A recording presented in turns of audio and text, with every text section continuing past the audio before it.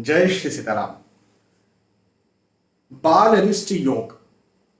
चंद्रमा लग्न कुंडली के 6वें, 8वें या 12वें स्थान पर बैठेंगे तो बाल अरिष्ट योग बनेगा और इससे बच्चे की मृत्यु भी हो सकती है, ये भी संभावना है। ऐसा कई सारे सो कॉल्ड एस्ट्रोलॉजर्स बोलते हैं। मैं नहीं बोलता, ये मेरी लाइन नहीं है। मैंने पहले से बाल अरिष्ट योग पर एक वीडियो बना करके रखा हुआ है।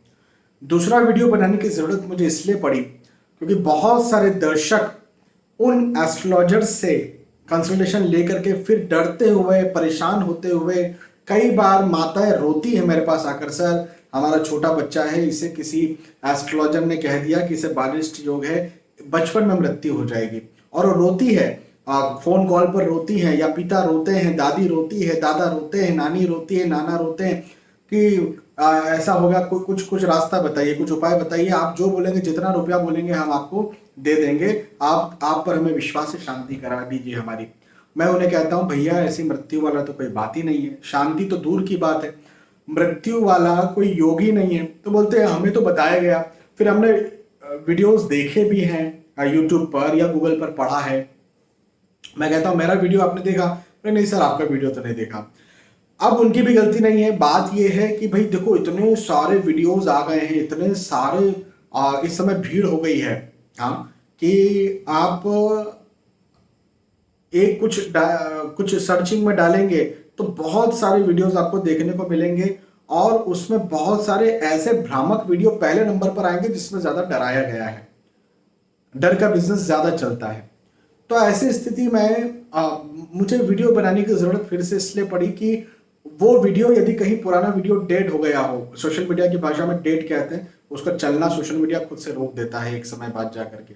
तो मैंने कहा नया वीडियो बनाया जाए और आप तक ये बात पहुंचाई जाए। देखिए, हाँ, ये बात पूरी तरह से सही है कि लग्न कुंडली के 6वें, 8वें या 12वें स्थान पर चंद्र देवता का बैठना अशुभ होता है, शुभ नहीं होता। बिल्कुल सही बात है, ये मैं कह रहा हूं, ये मेरे शब्द हैं। लेकिन भाई अशुभ का मतलब क्या है? अशुभ का मतलब मृत्यु है क्या? तो मृत्यु नहीं है। देखो, एक योग होता है जिसका वर्णन हमारे शास्त्र में है, ज्योतिष शास्त्र में है। उस योग का नाम है बाल अरिष्ट योग। अब बाल अरिष्ट का मतलब क्या है पहले ये समझो। बाल मतलब बच्चा, अरिष्ट मतलब कुछ खराब होना, बच्चे का कुछ खराब हो, हाँ, इसको कहते हैं बाल अरिष्ट योग। अब कुछ खराब, क्या खराब?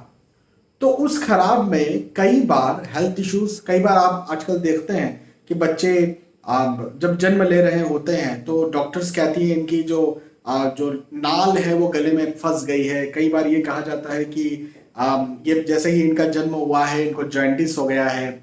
कई बार उन्हें आईसीयू एनआईसीयू में रखा जाता है। तो बच्चा बचपन में कई बार बीमार पड़ता हुआ दिखता है कि यार, आप ऐसा सुनते होंगे किसी के बारे में कि ये जो था ना, ये शुरुआती 6 साल तक तो बहुत बीमार पड़ा, उसके बाद ठीक हो गया।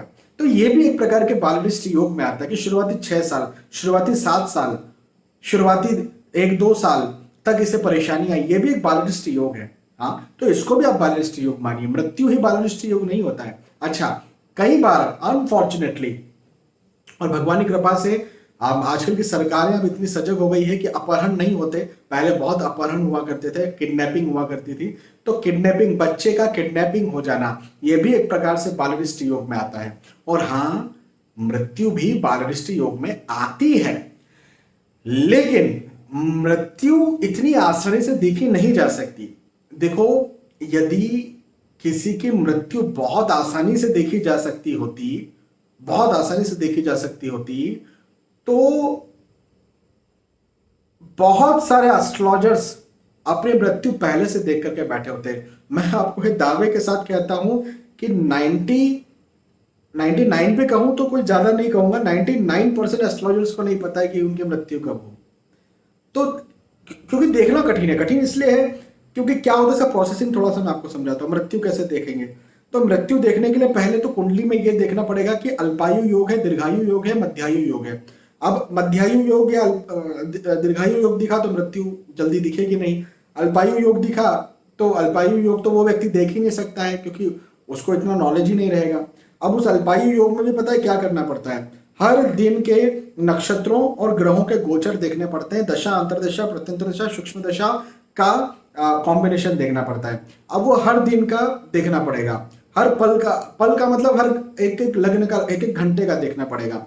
अब पूरा आज के दिन का देखा है ना, मान के चले आज जो है 15 तारीख, एक एग्जाम्पल दे रहा हूँ, आज 15 तारीख है, 15 तारीख का पूरा देखा, 15 तारीख के बाद में फिर 16 तारीख का पूरा हर एक घंटा देखा, फिर 17 तारीख का हर एक घंटा देखा, फिर 18 तारीख का हर एक घंटा देखा। बाबा कितना देखेंगे? और यदि वो आने वाले 5, 6, 7 साल बाद किसी की मृत्यु यदि होगी तो हर दिन एक एक घंटा देख देख के तो पूरा दिन ही निकलने वाला है। तो क्या ये उतना पॉसिबल है? इतना आसान नहीं है। ये देखी जा सकती, मैं ये नहीं कह रहा हूं नहीं देखे सकती, लेकिन उतना आसान नहीं है। इंसान सब काम छोड़ करके बिल्कुल महीनों गिनती बस उसी के लिए बैठा रहे तो इंसान की मृत्यु देखने में आएगी। आज समय किसके पास है इतना ज्यादा?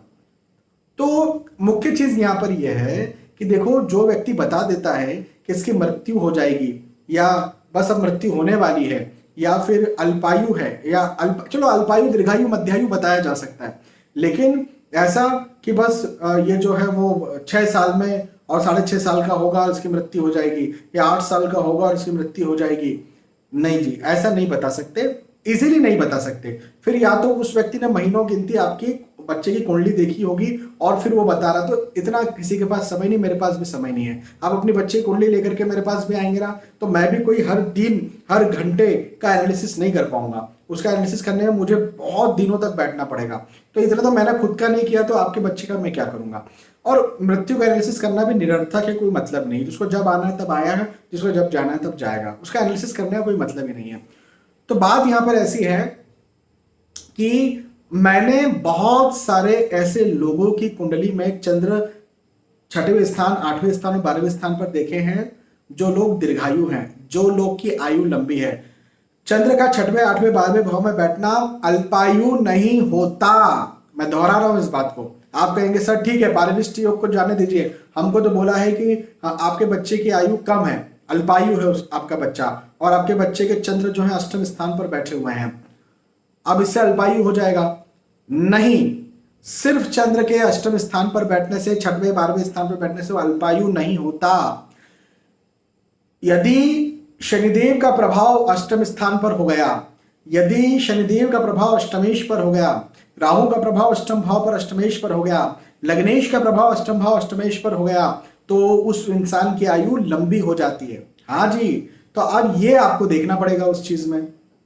हाँ, तो और कैलकुलेशंस होते हैं, और भी कॉम्बिनेशन हो सकते हैं जिससे कि आयु जो है वो लंबी हो जाए। कई बार लग्नेश लग्न स्थान पर बैठते से बोलते हैं गुरु ऐसे ग्रह हैं जो लग्न स्थान पर खुद की राशि में बैठेंगे या उच्च राशि स्थित बैठेंगे या मित्र राशि में बैठेंगे तो 1000 पापों को खत्म करने वाले, 1000 दोषों को दूर करने वाले हैं, तो उसको भी वो दीर्घायु बनाने का काम करेंगे। तो बात यहां पर यह है कि दूसरे योगों को भी देखना पड़ेगा, तब अल्पायु का या मध्यायु का या दीर्घायु का योग दिखता है। तो यदि बालरिष्ट को लेकर के आप इसलिए परेशान हैं कि बच्चे की मृत्यु जल्दी हो जाएगी, तो मत परेशान हो।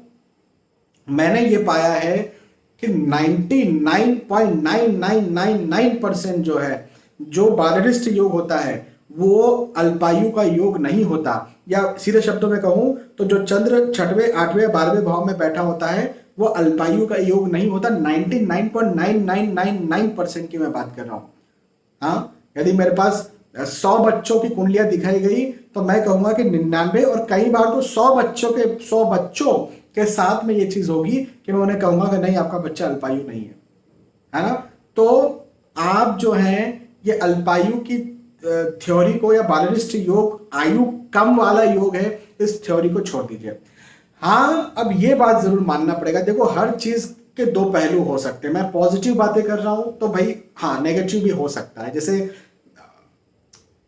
हेल्थ इश्यूज बच्चे को हो जाए, बचपन में बच्चा बीमार पड़ता रहे, ऐसा हो सकता है। या कहीं आप घुमाने फिराने ले जा रहे हैं तो कहीं स्लीप हो जाए, तो थोड़ा ध्यान रखो आप उस बच्चे का। लेकिन बालरिष्ट योग को अल्पायु वाले योग से या फिर मृत्यु वाले योग से मत जोड़िए, बस मैं ये कहूंगा। बहुत बहुत धन्यवाद, फिर मिलेंगे आने वाले वीडियोस में, तब तक के लिए जय श्री सीताराम।